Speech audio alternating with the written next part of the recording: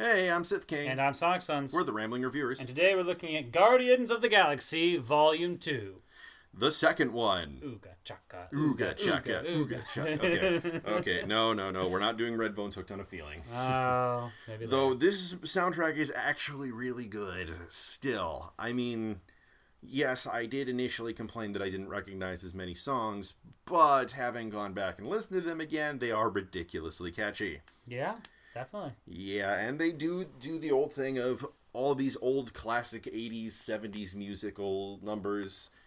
Yeah, I'm not from musicals, but yes, musical numbers. Yeah, that's what I meant. And it's neat to see. I mean, how much do we see of media today, which is we're bringing back something from decades ago, making a movie about it or whatever, and half the time they lose something in translation. But to take songs back from an earlier era and bring them into space and somehow make it fit. Yeah. That's interesting. It's a nice little feat that they manage in both these movies. Yeah, it's not something that you really see a whole lot, for better or for worse.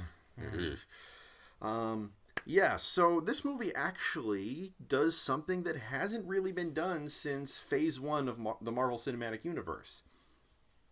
Each film in the Marvel Cinematic Universe Phase 1 supposedly took place in the same week.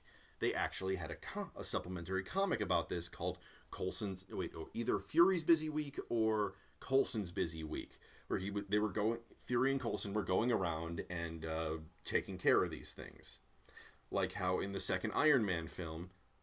Oh wait, actually no, the second Iron Man film and the rest of the that's Phase 2 at that point. No. The second Iron Man film was still in Phase 1 because it was before Avengers. Oh, you're right. I forgot about that. Okay, the second Iron Man film and the rest of the other movies in that took place over the same week, with the obvious exception of Captain America, but the parts that were taking place in the modern day did take place in that same week.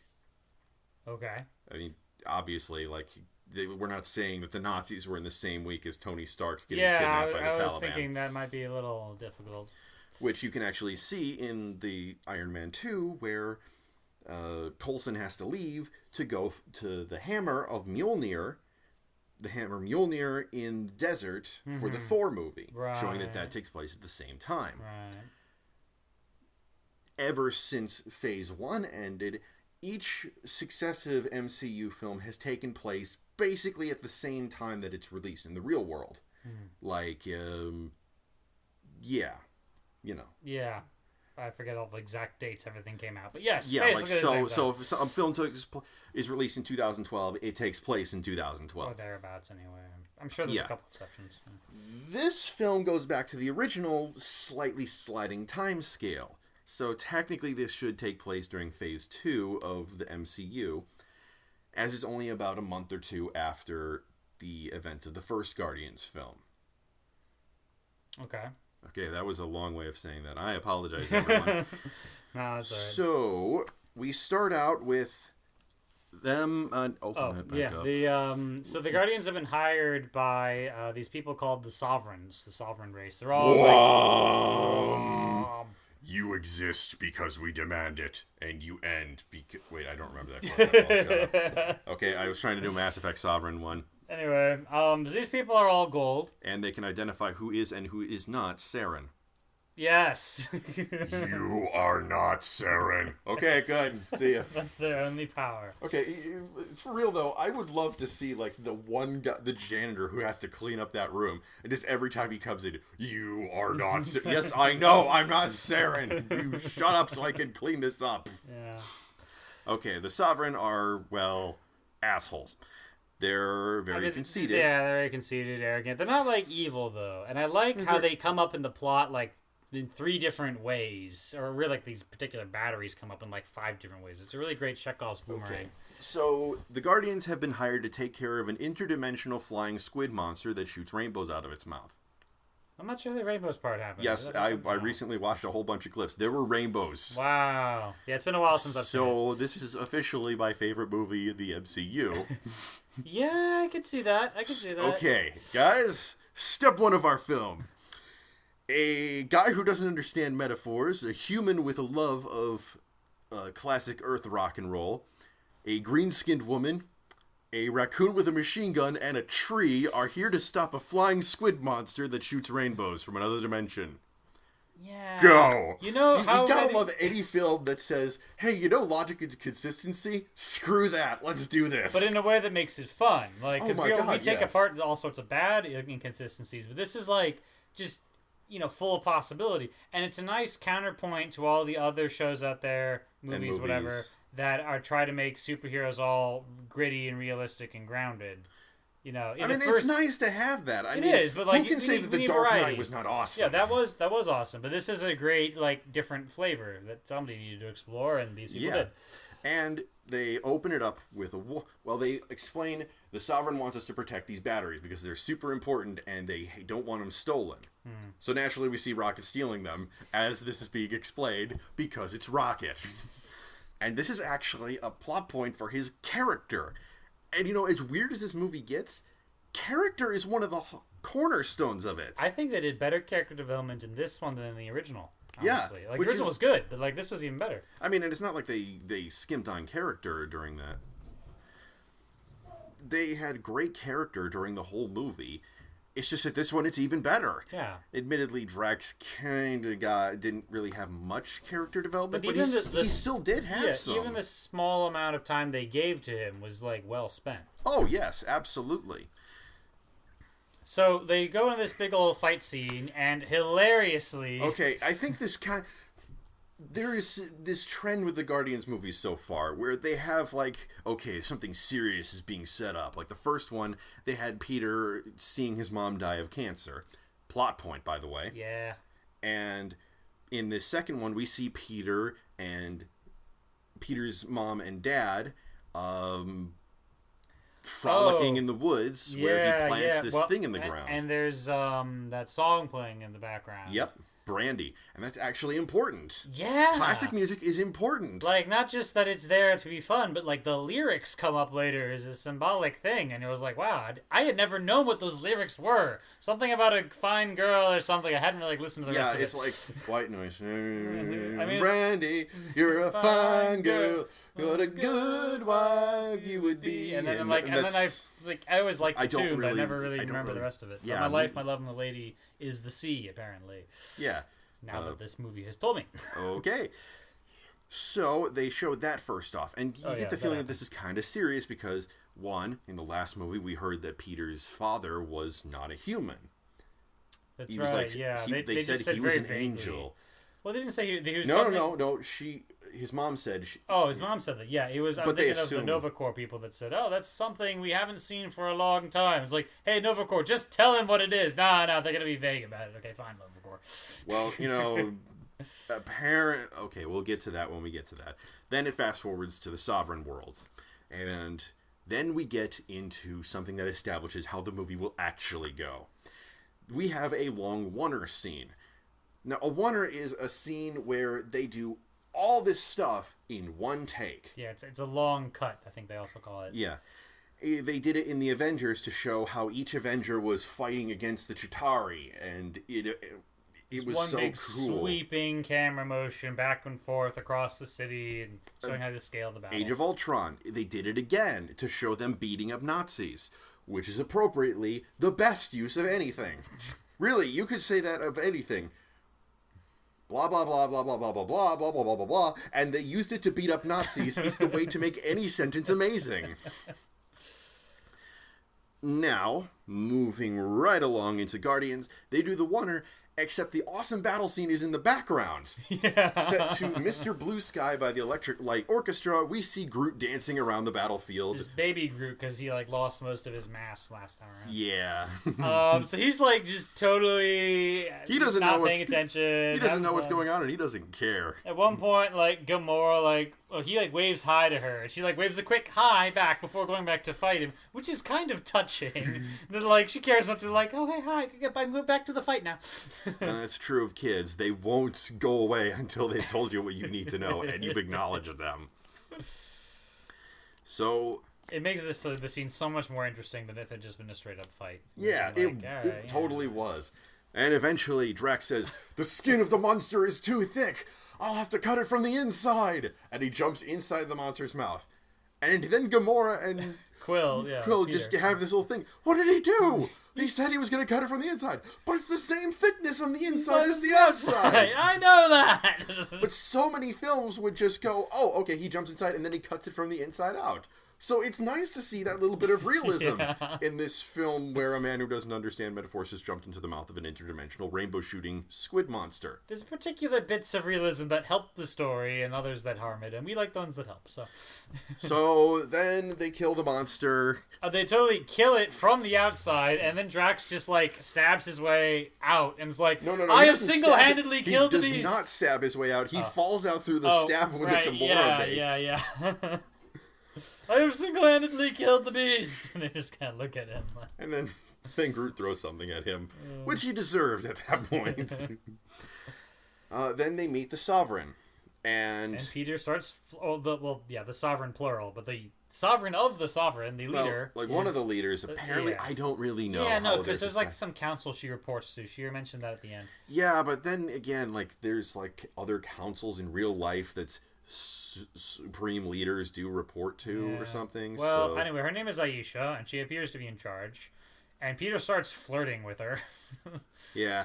Like, although... our species reproduces, without the need for sexual activity. Well, my species does it differently. And it's like, wow, Peter, you are laying it on thick. And then we show how Peter has started to influence his fellow Guardians. Not in a good way, because we get Rocket Raccoon trying to wink and failing because he keeps doing it with the wrong eye so everyone can see that he's winking. The people, I heard that you guys were conceited douchebags, but that isn't true at all. Wink. Oh, darn, I'm using the wrong eye again. All these little culture clash things that come up when you can do things in space. I like that. Oh my god, yes. Yeah.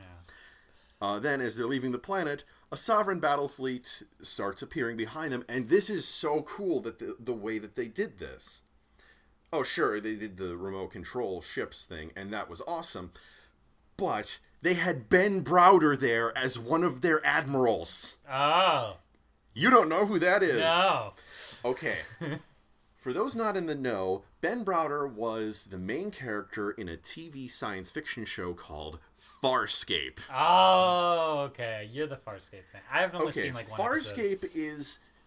It's really, really good. And it was basically made so the Jim Henson Company could go, oh, you say that CGI is going to take away puppet work in the future? Screw you, we're making a sci-fi show of our own to show how awesome we can be with puppets. And they showed how awesome they could be with puppets. Yes, they did have CGI for the ships and stuff, but you actually forgot that these were puppets. These were just so integrated into the cast that even the actors got too rough with the puppets sometimes, and they had to say, stop it, you're going to break our really expensive puppets. And the whole show was just a series of really wacky things in space. Things that normally would just be taken for granted as just a silly episode of the week. But they made it somehow more realistic and dark, while at the same time being gut-bustingly funny and emotional. You felt for these characters. Wow. It was basic. James Gunn, the director and writer of this movie, basically said that Farscape was a huge inspiration for Guardians of the Galaxy. You can see it as a lighter and softer version of Farscape in a lot of ways.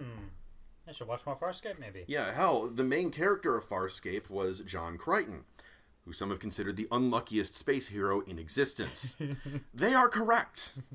And his role was he was stranded in space with no way to get back to his home planet, and he would constantly make cultural references that none of the other alien crew members would understand, including a oddly hued alien space babe, a warrior who didn't really understand Earth idioms, a really small guy, and Groot. He just showed up. Actually, Groot really, there wasn't really a Groot equivalent, but yeah, there are a lot of parallels between Farscape and this. Also, go watch Farscape because Scorpius is terrifying. And there's a lot of bondage there. I don't really know what that's about, but it's put in there not enough to squick you up, but enough to make you like, Okay, this is weird. Okay. Anyways, Ben Browder is Creative the show. admiral. All right. That's And fun. the Sovereign operate their fleets in a really interesting way that I've considered when thinking about science fiction before. It's not we're sending out drone fighters like how the Cylons in Battlestar Galactica would do. And it's not like, I don't know, like a drone strike like what we do with the US. Realistically. Drones, yeah. No, it's like this multi-tiered video game arcade where each person controls a different drone fighter. And it's hilarious because they act exactly like it's some sort of video game arcade. Yeah, when there's only one guy left, like everyone just crowds around his console, like, I yeah, go, you're the best, man. You're the best. And when he loses his ship, you suck, suck. Zyback. You suck, Zyback. Yeah. And So this whole scenario. I was gonna say too that it actually also reflects this whole idea of the sovereign's conceitedness. They didn't want to risk their own people defending against the space monster. They don't want to risk their own people in combat of any sort. They send out drones so that us perfect folks never actually get injured. Exactly. Fits with their philosophy. Then we get more character development for the whole cast. Because the whole reason they went here and did this job was in exchange for, well, okay, I guess a bit of money, maybe. But the Sovereign had earlier captured Nebula, Gamora's sister. And they were taking her back to... Nova Corps? I forget. Maybe, Where were they I don't know. They're taking her somewhere. They're taking her somewhere. And as they're leaving the planet, they're wondering, why are the Sovereign attacking us? Drax goes, probably because Rocket stole one of their batteries. Rocket looks back at him, dude! You're right. I have no idea why they're following us. What a mystery this is. I love that. So Drax in the first movie just could not get metaphor at all.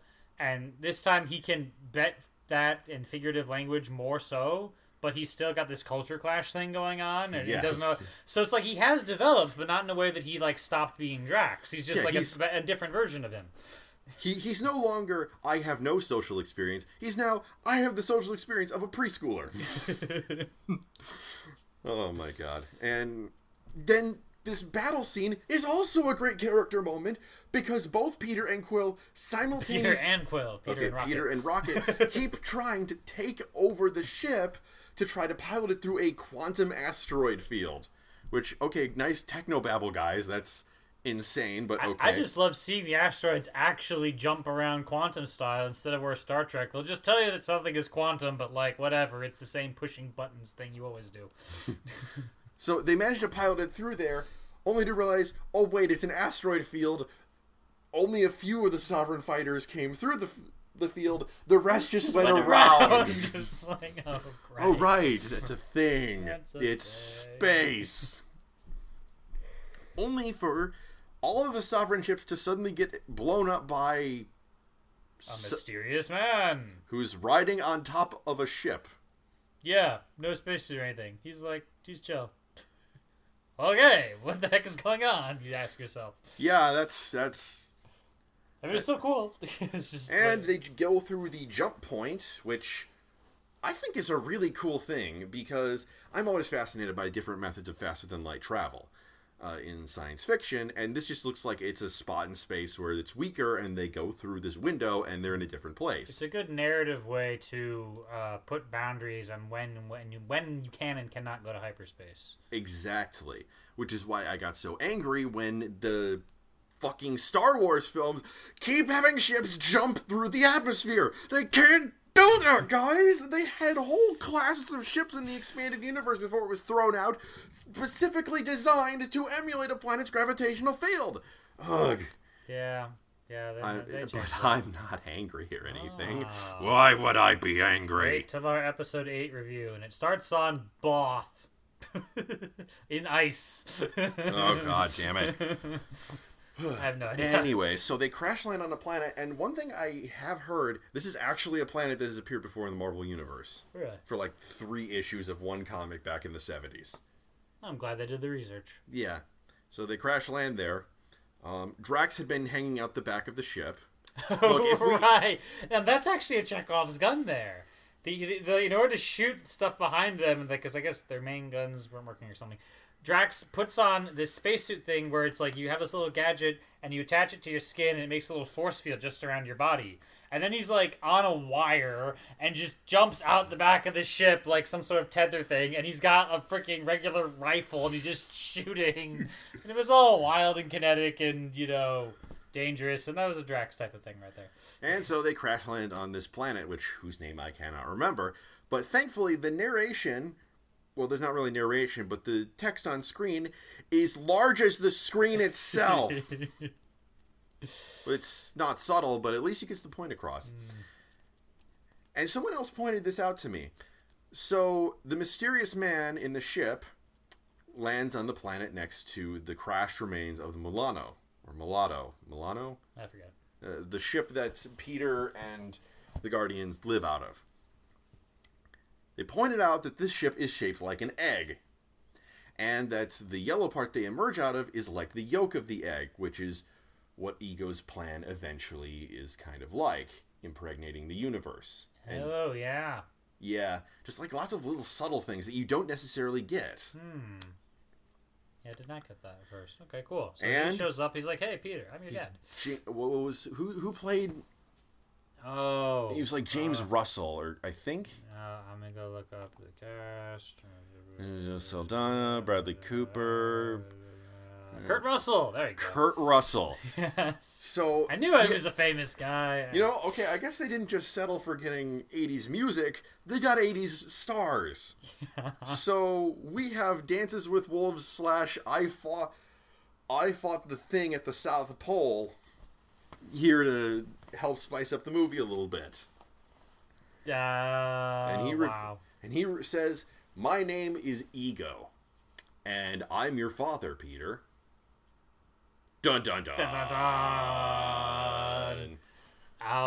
And they have a little bit of a talk about that, and then later on they're like at a campfire, and Gamora's like, "How do you actually know he's your dad?" Like, there's like legitimate skepticism here, which I understand. Which, yeah, that's always good. Someone shows up out of nowhere at just the brink of time to say, "I'm your dad." Yeah, that happens like every Tuesday. No. Yeah. And then interestingly, Rocket says, no, not Rocket, Drax says, "I thought Yondu was your dad." Which is kind of a thing. Which, yeah, it is weird how that seemed to kind of fit the kind of weird Drax way, but it seemed like, not completely out of the blue. And then they bring it up again later. Like, this movie is constantly setting things up. Yeah, although they can still make fun of Drax. How could you think he was his father? They look alike. One's blue! Yep. Yeah, so... Speaking of Yondu, we get a view of another alien planet which has also shown up in the Marvel Universe before. Don't ask me where, I can't remember. Oh. And we see Yondu and the Ravagers in a robot brothel. Oh, right. This scene, yeah. Because also Howard the Duck is there, because why would we have any mercy? And it reinforces my theory that Howard the Duck was actually the first film in the Marvel Cinematic Universe. No, wait, why is he back in space again? He ended that movie being on Earth. Well, that's quite simple. Shut up. Oh, I see. So Yondu, I mean, what did we know of him before? He was this tough guy, leads kind of a gang, and Peter like pulls one over on him at the end of the first movie. And also, we knew that he kidnapped Peter on orders of his father, but they did not deliver him to his father because his father was a prick. Yeah. We learned that that's an understatement in this film. Yeah, because having first heard in the first film, it was sort of like, oh, maybe Yondu's just the prick here and he's misjudging people or something. Now, see, in the comics, Peter's dad is actually ruler of a major interstellar empire. It's one of those weird interstellar empires that at once is so big it has a seat at the table with all the other really big names like the Kree and the Shi'ar and the Skrulls. But at the same time, we've never heard of it, and it's so small that it's not really worth mentioning in other comics. That's what happens when you have a shared universe with many writers. Yeah.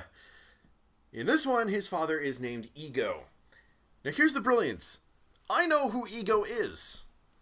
I've known who Ego is for a long time. I still got the wool pulled over my eyes up until the climax. Really? Yep. So that was fun. Yondu meets up with, I'm not even kidding here, Sylvester Stallone. It was a perfect casting decision, even though he's only there for like 10 lines. It is still amazing, and we love you, Sylvester Stallone. He fit there so well, you know, and it was just, it was like right out of his Judge Dredd days. I mean, he wasn't Judge Dredd, but he was still like, yeah, that sort of hard-edged sci-fi thing going on here. Yeah, and he goes, yeah, you were my friend once upon a time, but then you broke the code. No, we're not doing the he broke the law gag. But you broke the code. You transported kids. And we start to get the sense that there's more to this story than his dad was a prick was the only reason he gave up the kids. I was impressed at how efficient that all was. It's like, okay, suddenly Yondu has another relationship with somebody, and suddenly there's a broader idea of what Ravagers are, and apparently they have a code, and Yondu broke it, and there's a little mystery there. And then he also says, well, I didn't know, what was going on, really. And he's like, well, you didn't know because you didn't want to know. And he says to him, Stallone says to him, hey, I feel bad about having to kick you out. Like, he really just he feels bad about it, but, like, I have to. And you're like, oh, wow, there's, like, this random character I've never met before has got some depth to him. Yeah. And in the background, there's also a scene where his Ravagers, Yondu's Ravagers, are going, yeah, okay, this is nice, but I don't think he's really all there. I think he's gone soft. Now, if we got rid of him, we could be real Ravagers again. Go back to the other Ravagers, because right now... Because they could get out from under the collective guilt of Yondu. And also they could be more hard badass or whatever, that stuff they want to do that he restricts them from doing. Also, the other Ravagers have basically blacklisted any place that Yondu's guys go to. Yeah, I like that little bit. He sees Yondu, Stallone sees Yondu being served there, and he says to, like, the bartender or something, like, there's like 100 Ravager clans, and you just lost the backing of 99 of them, and it just walks out, like, oh god. I really like that. I like when people who are obviously bad have, like, a code of honor that they actually stick to. Yeah, like Pirates of the Caribbean tried to do that with the Brethren Code, but it's just guidelines. That was just a plot rules. Device. This felt like an actual character thing for the Ravagers. Yep. But as the guy is trying to ferment mutiny underneath the nose of, well, Yondu's like first mate or something. What's his name? Look it up. Oh, the guy who's not Taserface? God damn it, man. We're saving his name for later. Well. Okay, like... go down and find this guy. Okay. That one? No, not... Oh, wait. Kraglin. Oh, he's like, actually related to the director. Oh. Sean Gunn. Either brother or relation of some kind to James Gunn, the guy who made the film. Anyways, Kraglin, we eventually learned that he kind of sees Yondu as a father figure. Yeah, there's a lot about fathers in this movie. Yeah. So, okay, Kraglin goes, if you're so sure that he's weak, how come you're not saying this to his face? And it's just like, oh. And unfortunately, that does not work out well in the end. Yeah. And then we see the Sovereign show up. I love the way the Sovereign show up. Oh my god, it's just so perfect for them, but also at head scratching. Yeah. Like, okay, our people are so precious that we don't even go into physical combat or pilot our own ships. Or touch the ground. Well, okay, the leader doesn't touch the ground. Right, yeah. But we will absolutely bring our supreme leader to this gang-infested hellhole with no visible force fields or armor or anything. When we could have sent you an email or something. Weird cultural ideas or something. And then the rug they're pulling underneath the sovereign gets stuck. They have to keep... Like, the music gets interrupted at that moment. Like, just fix it. Okay, anyway. And they basically put out a hit on the Guardians to Yondu because Rocket stole the batteries. This is just so much character for everyone, and oh, so good. You could easily have made in a lesser script that the Sovereign just show up at the beginning and we get away from them, and then the rest of this ego stuff happens without like anyone else ever getting involved, and there would have been much less characters and much fewer interesting moments as we kept bringing them back to do interesting things. Yeah. So then we go back to the Mulatto. Yeah, Milano. I'll look. The Guardian's ship. Yep. And it's agreed that the group will split in two. Gamora, Drax, and Peter will go with Ego to his planet with their new friend Mantis, who is Ego's... Yeah, it's the Milano. Yeah, the Milano will stay there because it is a smoldering wreck, and Rocket and will stay there with Groot and fix it while keeping guard over Nebula. So it's revealed that Mantis has empathic abilities. She can see and influence how people feel by touching them. And we get to see a funny moment that reveals that Peter does have feelings for Gamora. I was worried from the trailers that they were going to overplay that. Like, all right, let's have main character fall in love with the only girl in his vicinity. And actually, most of the movie was about other stuff. And they didn't do this overplayed, like the freaking Top Gun style romance, where it's like, guy likes girl, but girl's too cool for him. But then, suddenly, girl loves him all of a sudden. And, like, lets her hair down and becomes super feminine or something. Like, they didn't do all that. Thank goodness. Yeah, that's good. That's very good. I mean, Gamora is still Gamora, so... Yeah. Yeah, I don't think really being feminine was ever part of her character archetype. Thank goodness. Yeah. So, we finally get the story of how Peter and his dad, how they're connected. Apparently, he's a Celestial. Although I think that might be a misappropriated term, because we've seen a Celestial before in the Marvel Universe, in the MCU, specifically in the first Guardians of the Galaxy, when one used an Infinity Stone to blow up a planet. And it didn't look like this. Well, maybe he just looks different than the other ones. I mean... Yeah, maybe, but... They're like beyond the normal rules of what a species is and how they all supposed to look similar and stuff. Yeah. Maybe they're more like angels from Ava. Yeah, maybe. I mean, that we did see a celestial head in the first Guardians movie too. So okay, maybe there's different rules and different subspecies. I don't know.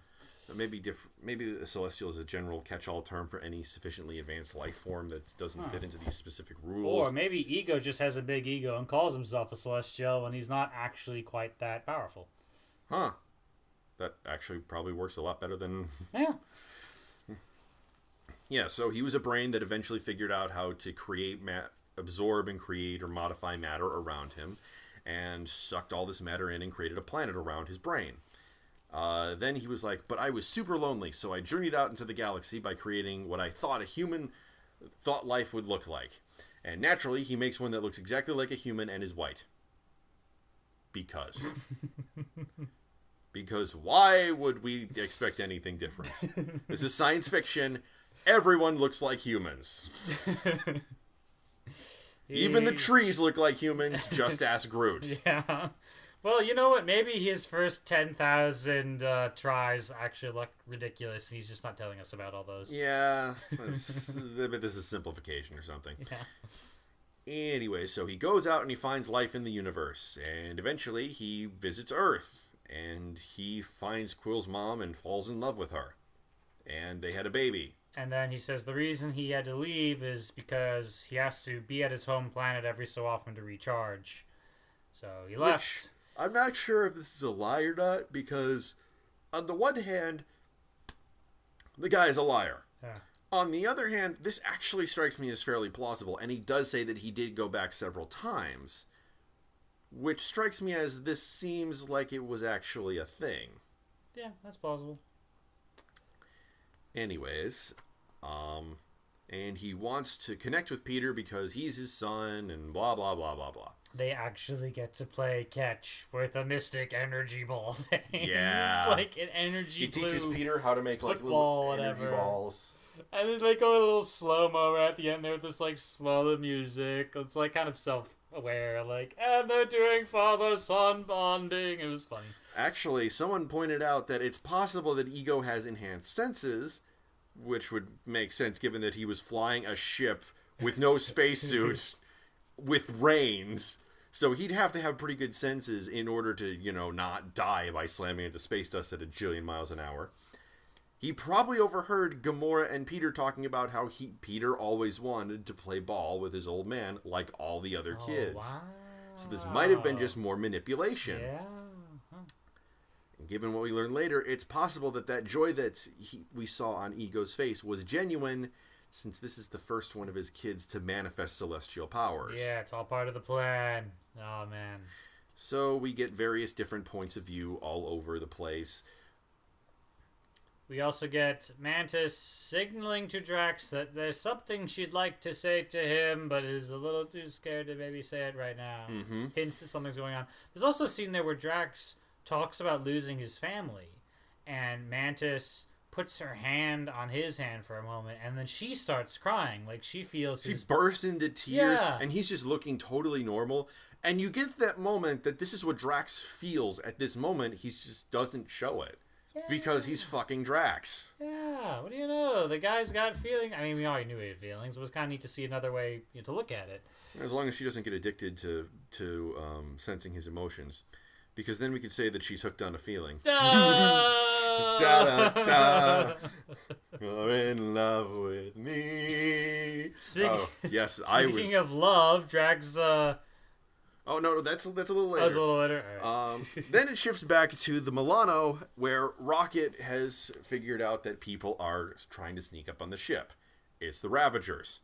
And Rocket proceeds to basically Tom and Jerry the heck out of them. Yeah, with like this crazy He has gravity booby thing traps. he does. Yeah. Like dart guns. He starts beating people up with his bare hands. Electric mines. The only reason he stops is because Yondu comes up and uses his arrow, which can't really be dodged. Yeah, that arrow is really amazing. Which is also why, well, I'm saying it right now, Yondu dies later. No. But it's also why they had to kill Yondu off. Because Yondu was so overpowered with that arrow of his Right, yeah. that pretty much any... I mean, he took out a whole ship He of could have Ravagers later. taken out like pretty much all the Ultron robots if he'd been there. Yeah, he could... I just pictured that. That was awesome. No. You just imagine that.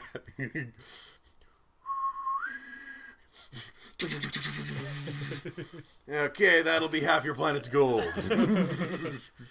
He would. That or little tchotchkes I could put on my dashboard. He also would. So, moving right along.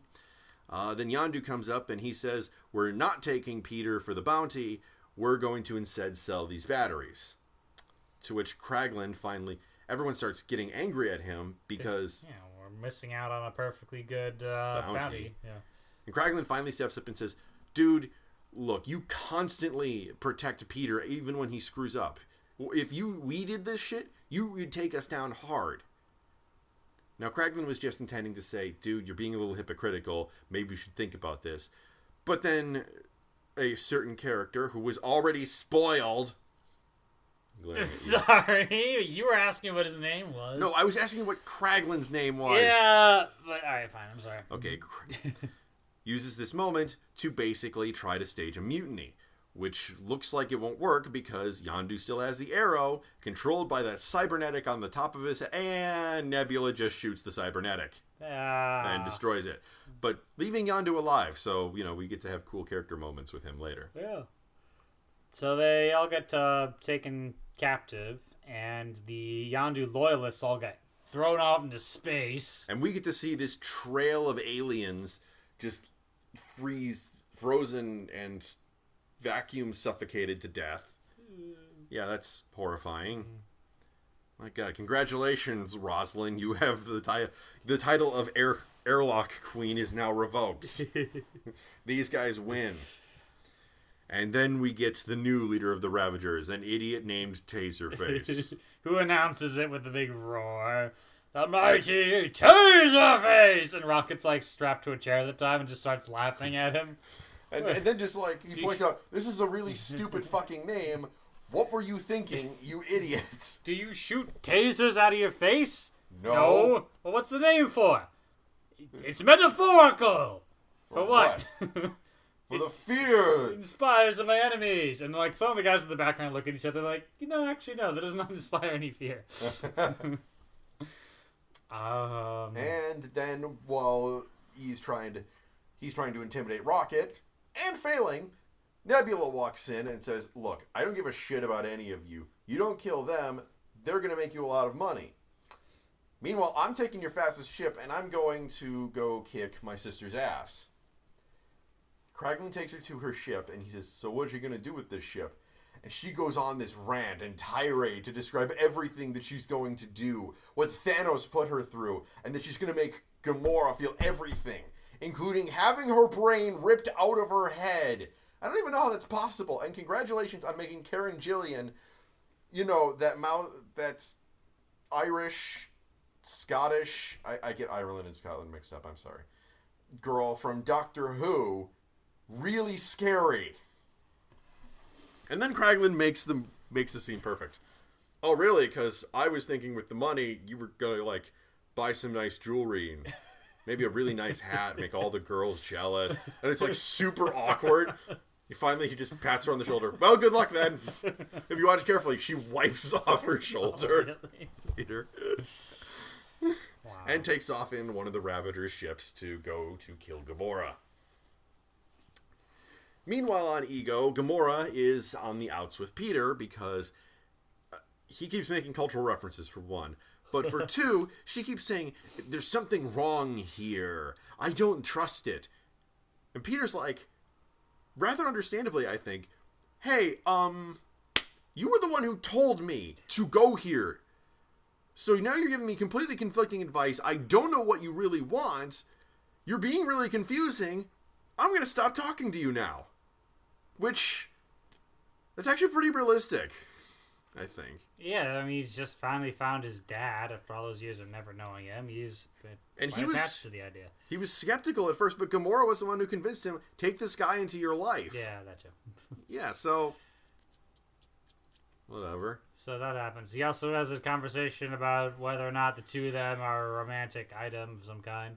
And uses all these tropes, so that's wonderful. Yes, he references the idea of, you and I do that thing where we can't actually get together because the ratings would go down, but it's some unspoken something between us. She's like, what are you talking about? And he's like, okay. Yeah, and then we get Ego coming in and talking to Peter about the song... Oh, Brandy. Brandy. And this is actually really important for him because it's pretty much Ego's entire motive song. Yeah, he basically says, I can't allow myself to be distracted by anything because of my ultimate purpose, which I need if I want to not go insane. And also, he turns out to be just an evil purpose, but yes. Okay, he talks about being a big, grand purpose with meaning and stuff. And the cool thing is that around this time, all three separate groups of the Guardians are learning basically that Ego is a monster. But it's done in a way that's very natural. For example, Yondu's been locked up with Rocket. Groot has been kept out of their cell because he's basically the new mascot, and they're forcing... He's so small they don't think he's a threat, so they just dress him up like a doll. Yeah. So they say, okay, Groot, I need you to go get my prototype head fin. And so he's bringing back all this different shit, and it's hilarious. Although I think the personal funniest bit was he brings back a severed toe. Rocket says, Yondu, please tell me that there's a refrigerator somewhere on this ship that contains a whole bunch of severed human toes. Yondu shakes his head. Okay, we're never going to speak about this again. Yeah. But eventually, it's not. They give him, all of this instructions. But Groot has no idea what's going on. He's just bringing them random crap. Yeah. So finally, Kraglin's the one to save the day, bringing them Groot. and the head fin, which makes Yondu look like he did in his original incarnation in Guardians of the Galaxy comics. And then we get probably the most jarring music to what's going on thing ever.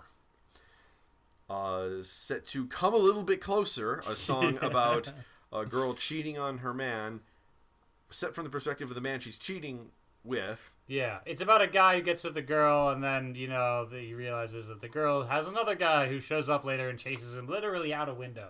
Yeah.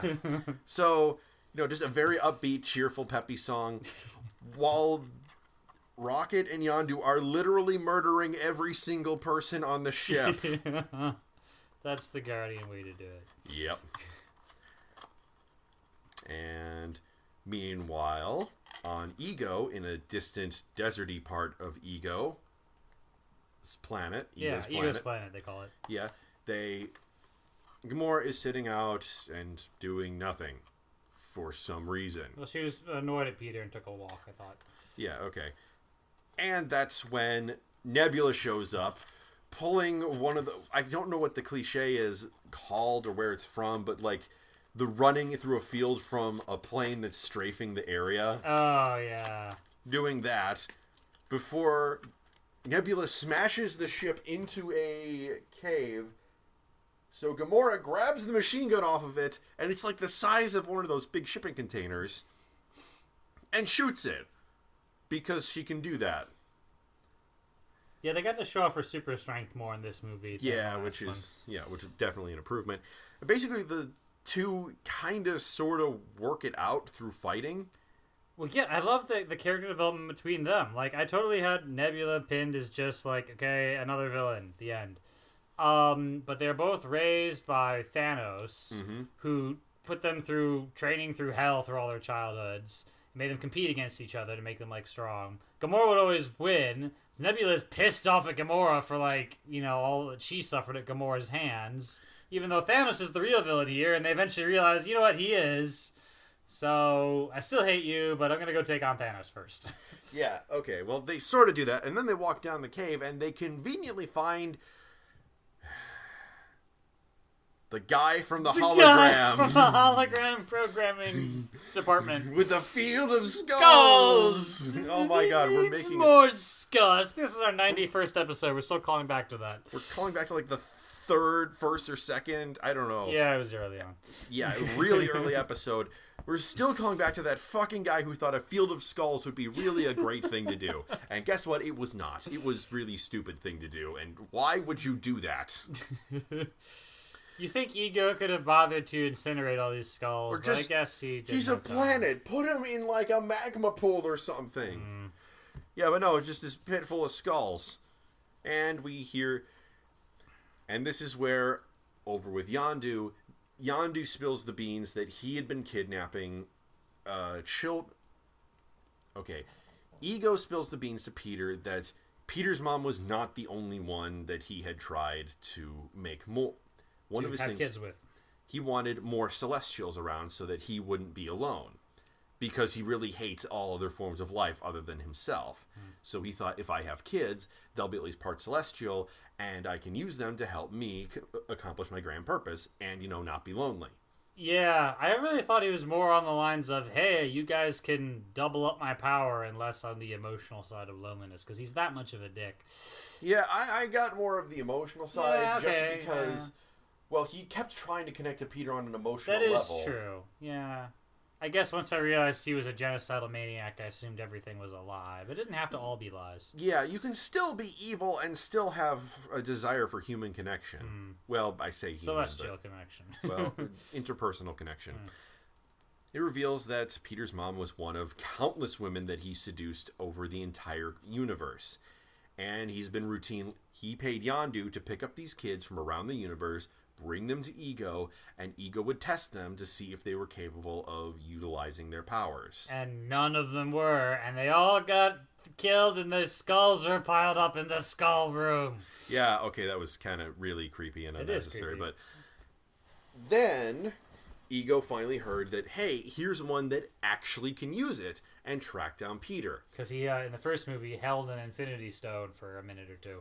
Yeah, with the other Guardians. With the others helping out. But still, like, apparently you need at least one Celestial in the group, otherwise you die. I thought it was more of, like, a group that's, like, actually bonded together and stuff. Oh, that's true. But I'm saying Ego, at least, it believes he must have Celestial ability. Which he does, so admittedly that's right. That's so maybe it was awoken by touching the Infinity Stone? I don't know. Anyways. And he reveals that each of them died quite painlessly. Although, quite honestly, given what we know about Ego, they could have died screaming in horrible agony as their bones melted, except for their skulls, of course. Yes. And he would have considered that quite painless. Yeah. And he reveals his grand purpose. He planted these flowers all over these planets, all over the cosmos, and that when the time is right, he's going to initiate the mass growth or something. It's called the expansion. The expansion, where his tissue is going to consume every world. So that everything is him. It's really the ultimate ego trip right there. Literally everything is me. Yeah, congratulations. This is actually like the... Actually, I'm not sure which is bigger. The Dormammu's plan from Doctor Strange or this. Well, this was the better movie, so... There you go. But on a scale-wise, you know. Mm-hmm. So, congratulations on upping the stakes. So then he touches Peter's forehead and starts monologuing about how everything will be better. And here's a cool little Easter egg, potentially. Peter says that he can see eternity and you can see stars in his eyes. Well, eternity is actually a character in the Marvel Universe. It is the physical embodiment of the universe itself, and it takes the form of a humanoid being made up of stars and planets and galaxies. So he might actually be seeing the character Eternity. I hope Eternity shows up. I do too, because that would be awesome. And then he gets possibly the most perfect reaction ever. He says, your mother was amazing. It's why I had to kill her. All the stars rain out of Peter's eyes. What? Well, I put that tumor in her brain, but I had to. Trust me, I have a very good... And then Peter just opens fire on him. Yeah, just both fists full of guns, whatever. Dual wielding. Dual wielding. And, this is really the most... I've seen ones where, like, no, you couldn't have killed my mother. No, no! And then... there's this whole monologue on both sides. No. You killed my mom. I'm going to unload both barrels and shoot the fuck out of you. Right the frick now. I love that. Yeah. It's very much a Peter thing to do, too. It's very much a human thing to do. Very much humor thing, yeah. But human, not humor. Human, yeah, I said that. Oh, I thought you said humor. Whatever. It is a human thing to do, but it also fits with Peter's quick trigger type of thing, Yeah. Comfortable with violence. Also, finding out that the guy you thought was... And, that he's evil. And that's, Yeah. Yeah, and it's a moment of, obviously, moral clarity for Peter, too. Like, he's not tempted for an instant to go along with this plan once he realizes... Oh, yeah, you killed my mom. Yeah, never mind. Frick you. Yeah. And he shoots the hell out of Ego, but Ego's, Ego's humanoid form is not really him. So the humanoid form, gets... injured but is still there, and he's trying to argue back when he's got holes in him. Like, just stop for a second. And here's where evidence for the he heard them in the woods thing comes from, because he turns into David Hasselhoff. Earlier in the woods, he said, I used to say that my dad was David Hasselhoff and he was off shooting Knight Rider, because that's the kind of thing Peter would do. Yeah. Meanwhile, with Yondu, he's separated the Ravager ship in two. The back half has exploded, but before it does, Taserface calls the Sovereign and says, they're going to Ego. You should go get them. Tell them it was Taserface. And the Sovereign Lady laughs at him. Yeah, that was great. So then, Rocket, Groot, Kraglin, and Yondu are in this ship and making jumps there. Silly. He says... Wait, you can't jump to Ego? That's over 700 jumps away. Well, that's not a problem. Mammalian jumps can't do more than 40. And so we get them getting photoshopped the fuck out of while making pinball noises that ricochet between stars. And we see what could possibly be planet Sakaar. Is that where the Watchers hang out? What? No, that's where Planet Hulk takes place. Oh, that's cool. I think it's Planet Hulk. I think it's Planet Sakaar, although it could be a different name. Then we see the Watchers, and Stanley is talking to the Watchers, referencing a very common fan theory that Stanley in all of the Marvel movies, including the ones by Fox, are actually the same character, and that he's a Watcher who shows up at periods of great turmoil and conflict. Yeah, I like that. They have him in the credit as Watcher Assistant or Watcher Informant.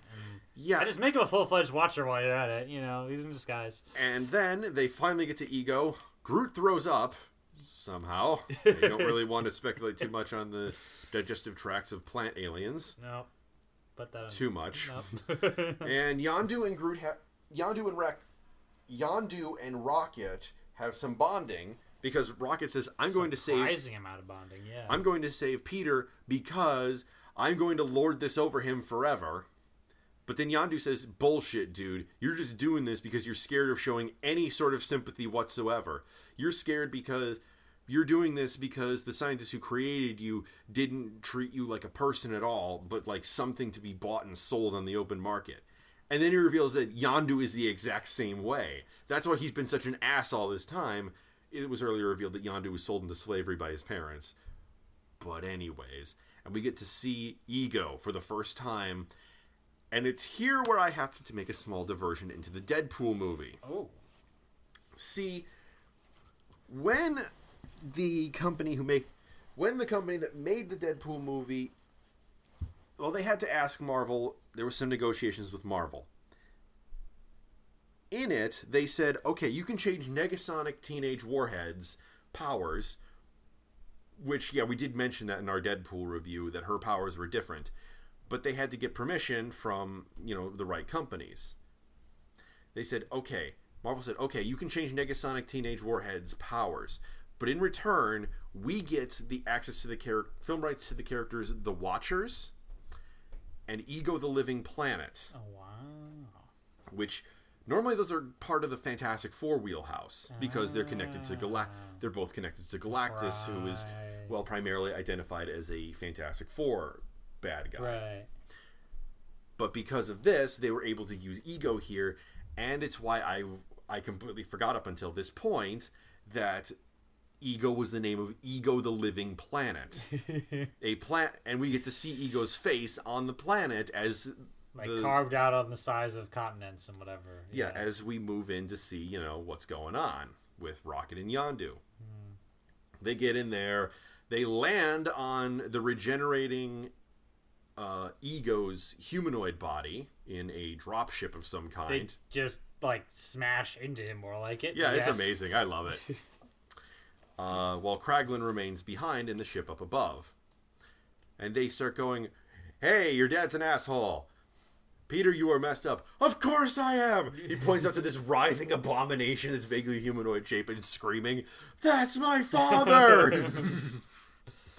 And so they devise a plan quickly to go down to the center of Ego, because it's a convenient, rock type fissure that they can go down into there. It's not a regular planet, I guess. Yeah.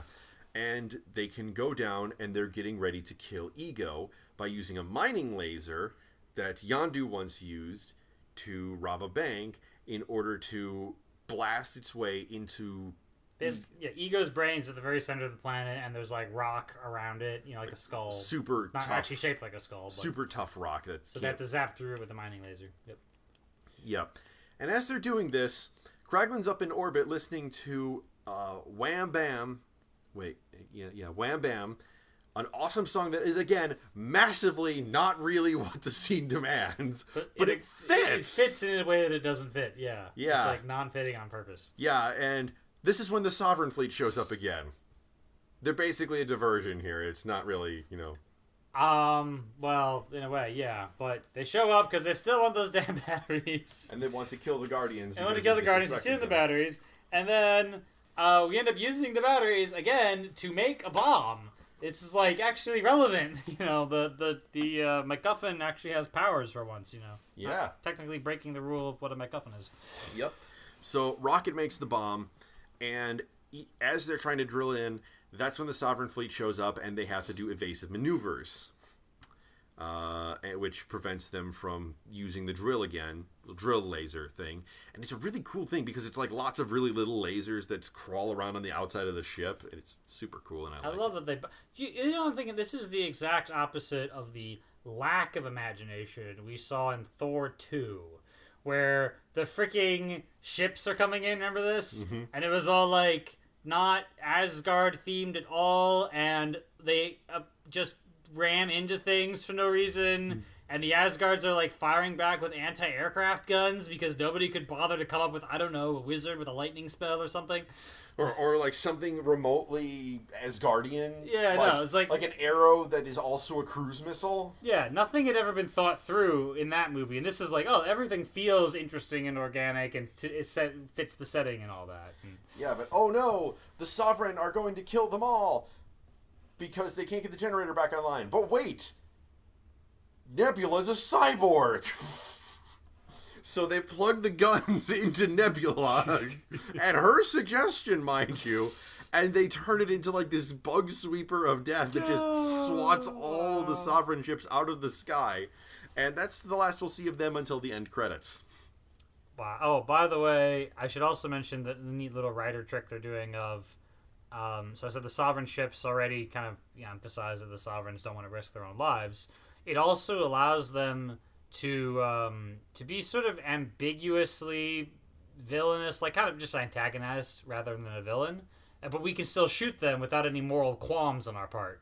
Because if those were all real people who were just trying to get their batteries back and we like killed the fuck out of them, it'd be kind of like, oh, Guardians are a little less heroic. I mean, no, they're already ambiguous, but this is Dude, they're about to plant a nuclear warhead inside of the brain of a god. I think at this point, killing a bunch of people who are trying to shoot you first is okay. Well, it would feel different. Okay, yes, it would. A little. I wouldn't weep any tears. Okay. But I'm me, so, that's a thing. I also want to remark again on how cool it was that Yondu, of all people, has like this insight into Rocket's psychology into his own, and he says that line about this earlier. That line about you're so scared of receiving any little bit of love, you have to push it away immediately, and he links that to the fact that Rocket stole batteries that he doesn't need. Like, the batteries are now a character point. They're like, yeah, you just stole them to like prove you're a badass and cause problems, and not really bond with the people around you. And I'm like, oh my gosh. So that, again, the batteries, that another thing to them. They're like 4 or 5 things. And we see the scene that, it was shown in all the trailers. Oh, yeah. Okay. Rocket trying to teach Groot how to activate a nuclear warhead. Press this button. Do not press this button or we will all die. I am Groot. Uh-huh. I am Groot. Uh-huh. I am Groot. No! Try again. I am Groot. No, that's the button you just pointed to! And then Groot runs off with the bomb straight to the center of Ego. Rocket's expression is priceless. We're all gonna die. And it turns out that Mantis can use her abilities stated openly at the beginning of the film, can put Ego to sleep, because he can't really sleep unless, he has help. He has living sleep medicine with him. Yep. So Mantis has been using this whole thing. Mantis has been using it this whole time in order to keep Ego asleep and not interfering with the fight against the Sovereign. That way it's not a 3-way battle. Well, she couldn't interfere with the fight against the Sovereign. She's just... No, Ego. Ego couldn't interfere. Wait. Doesn't... They wanted to put Ego to sleep so he wouldn't interfere with their attempts to stick a bomb in his brain. Well, yes, that but part. From a writer's point of view, this means you don't have to do a 3-way battle. I see. I love Unfortunately, this explodes the battle causes the Guardians' newest ship, the drill miner ship, to explode, leading to the best line in the entire movie. When Yondu is floating down using his arrow, Peter says, "You look like Mary Poppins." Is he cool? Yeah. Hell yeah, he's cool. I'm Mary Poppins, y'all! Which has led to me looking this up online, and yes, there is a picture of Mary Poppins going, "I'm Yondu, y'all!" I had not thought of that. Yes. Someday I'm going to go to a convention dressed as Mary Poppins, but with blue face paint, a red fin on my head, and holding an arrow.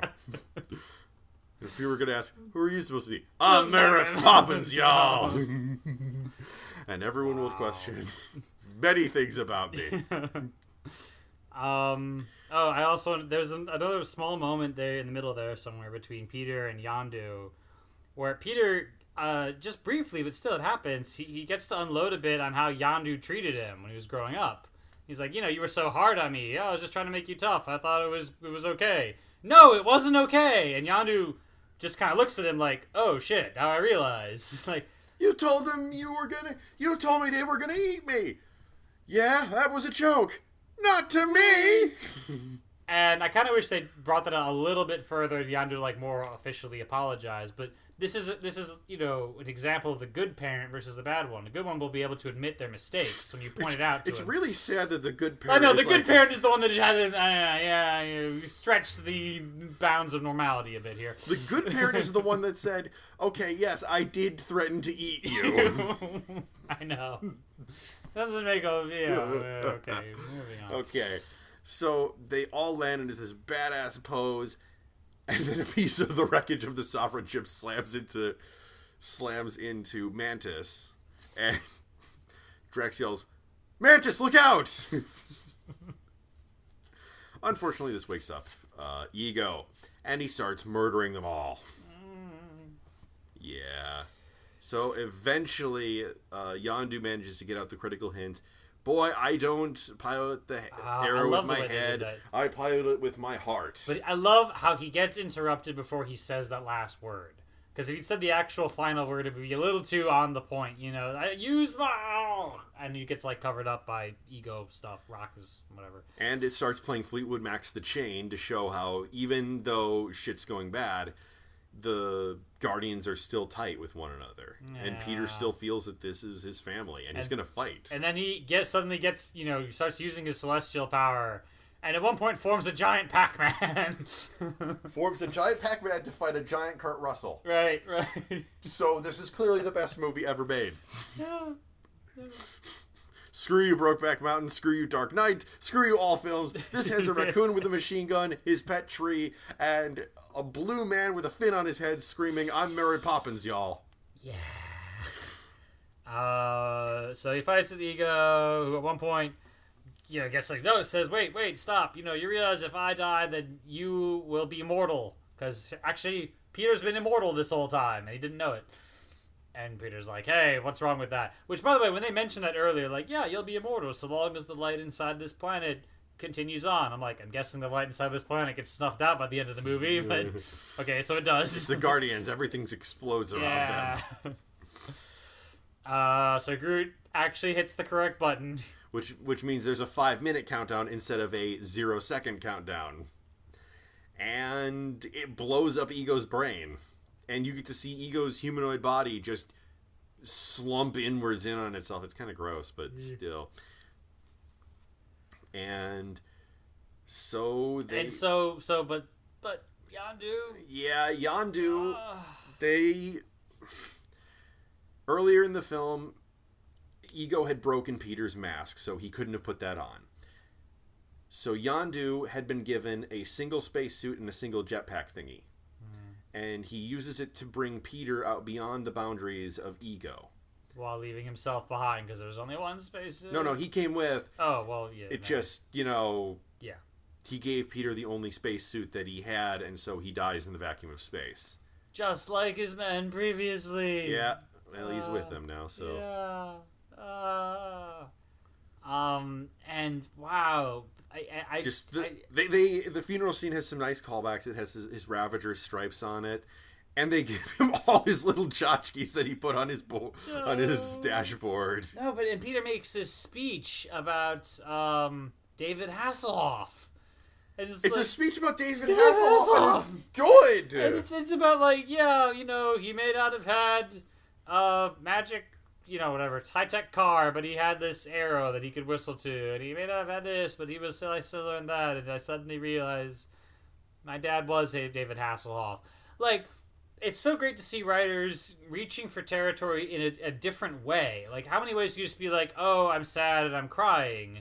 But, like, no, we're going to break this in a very Guardians type of way, you know? We are going to reference David Hasselhoff as the quintessential thing that will explain his relationship with Yondu. And it works. And I hardly know anything about David Hasselhoff. I know that he's popular in Germany and that he did Knight Rider. Yeah, that's he all I know. also did the voice of the car in Kung Fury. Oh. Because, and I'm quoting, here's how that... Oh, right, Kung Fury. And here's how that happened. movie. I watched 6 seconds of footage and said, I'm in. That is literally what he said. Wow, Kung Fury. Yeah, so...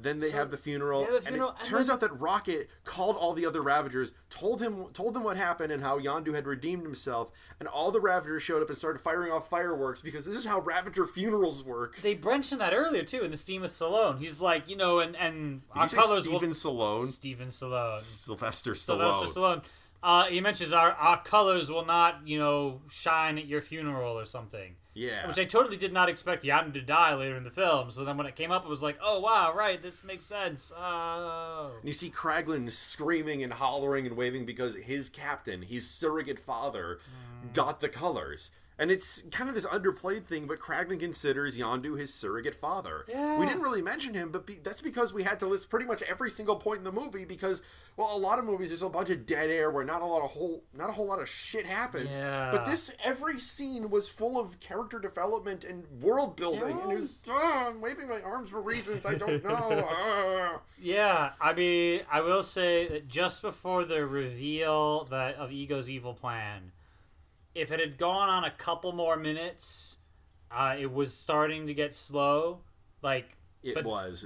You know, it's like, oh, there was no real threats anymore once Yondu had escaped from the. And then the evil plan came exactly at the moment when they needed to kick off the plot. You know, the next phase of the plot. So it was well plotted.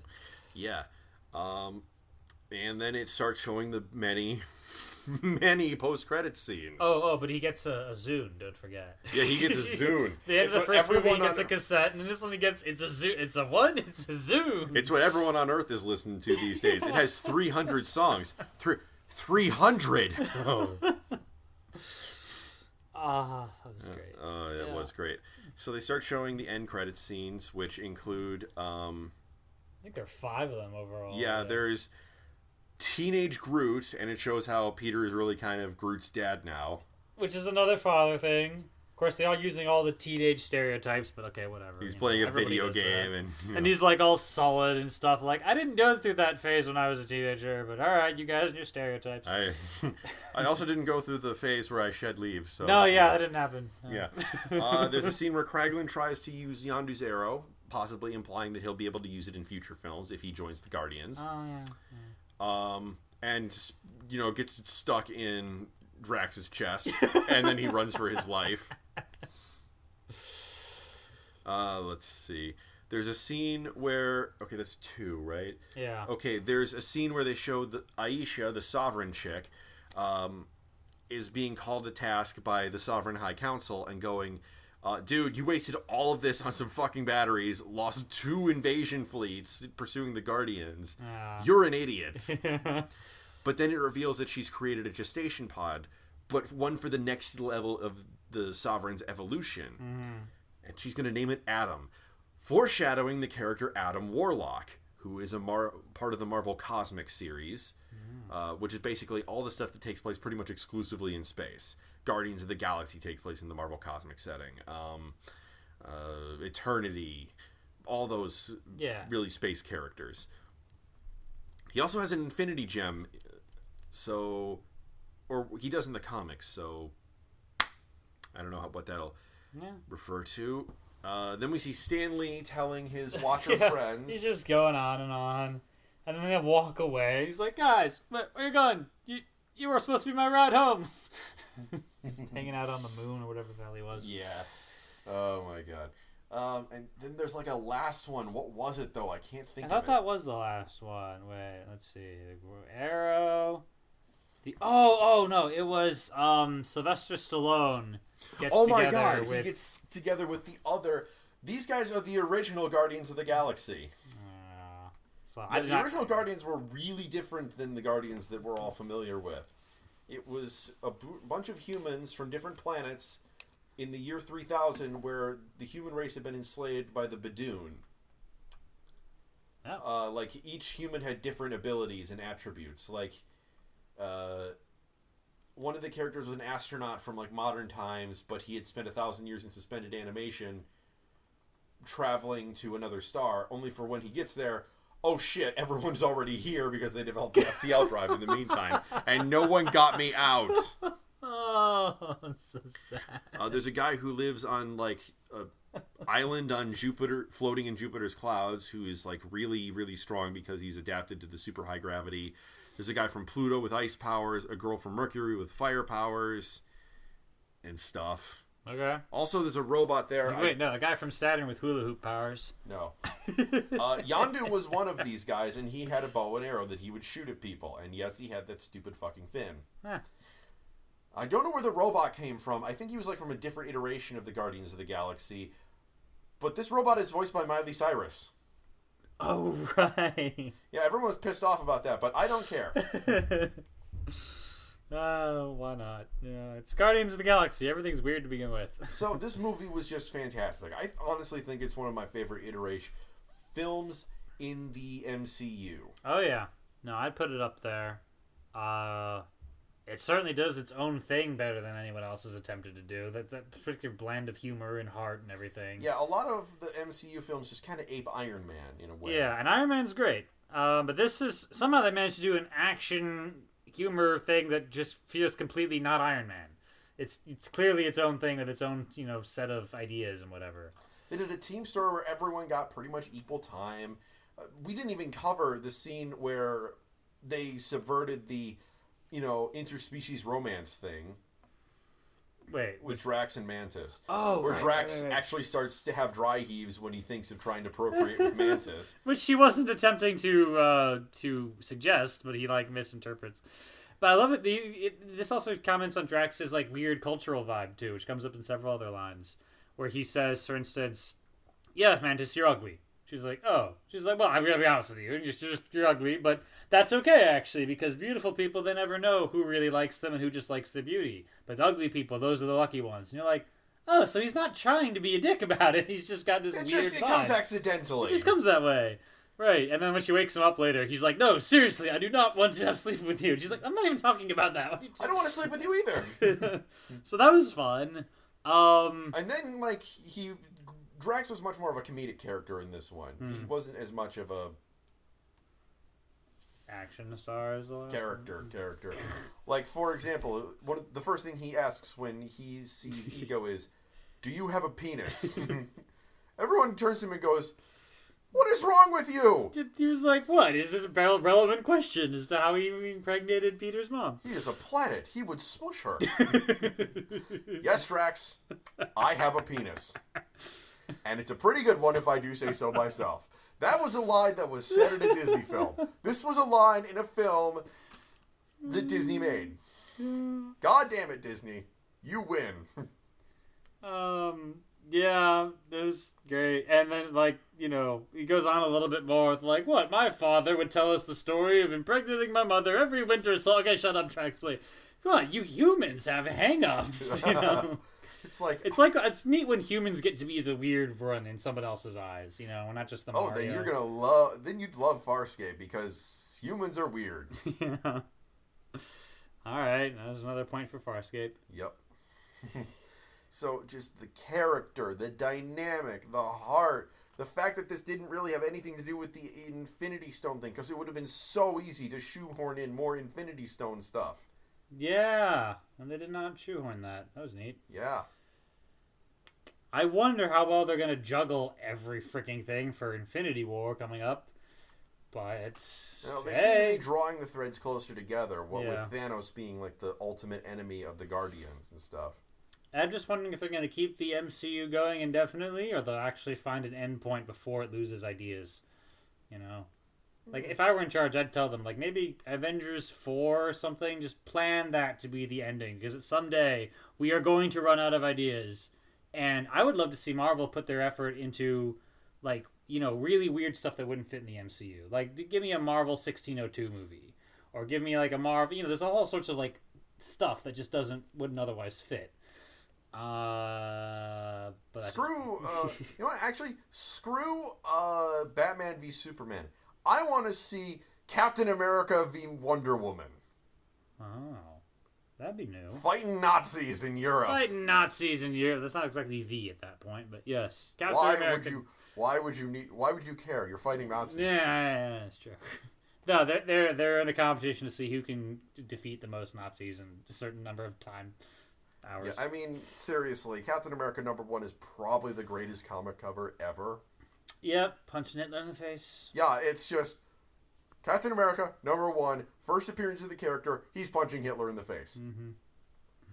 It's funny. After the war ended, they retired the character for a while because nobody thought. They didn't. They tried keeping him going with the communists. No, yeah, but like before that became a big deal, like in the early 50s or something. I think he wasn't being published. Yeah. And then they eventually brought it back again. They're like, oh wait, he could just. He doesn't have to be just a World War II propaganda thing. He could be like everywhere. So yes, because propaganda needed to be done to make Hitler look evil. Well, there's no kill like overkill, Okay, fair point. Especially when you're dealing with Hitler. Fair point. Fair point. So, yeah, Guardians of the Galaxy 2. I mean, all the dad stuff, very poignant, realizing his actual father, we thought he was great, was evil.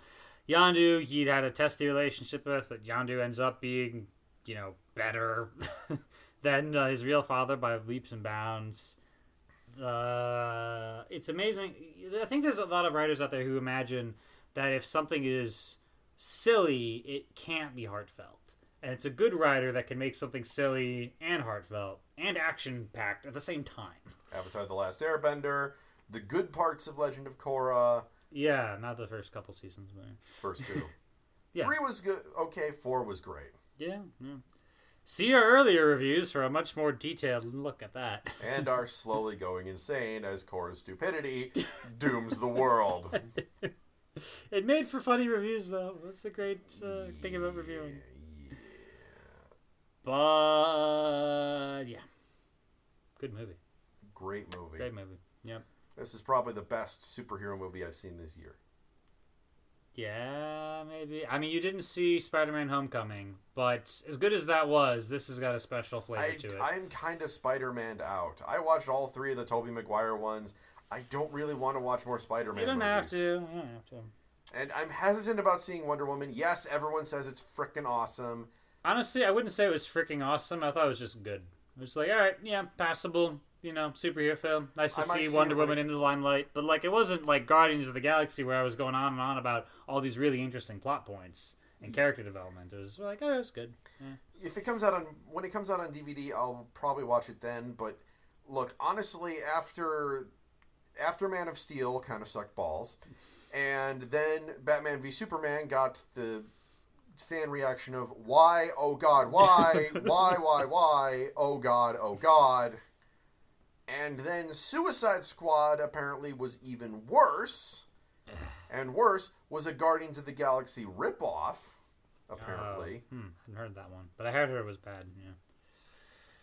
Yeah, so, look. DC films have not done very well on average. The Batman movies did well. The Batman movies typically did well. They're a separate thing, though. That's not even part of the DC movie universe now, right? Okay, well, yeah, the DC movie universe. I thought you were talking about DC movies in general. Well, yeah, no, I missaid that. Because the first 2 Superman movies were good. Yeah. No, I'm talking about this. They're aping Marvel now, right? Yeah, they're trying to so ape Marvel by the Marvel aping process is filled with mediocre/bad movies. Yes, because they're trying to do Marvel without thinking things through and taking their time like Marvel did. And, yeah.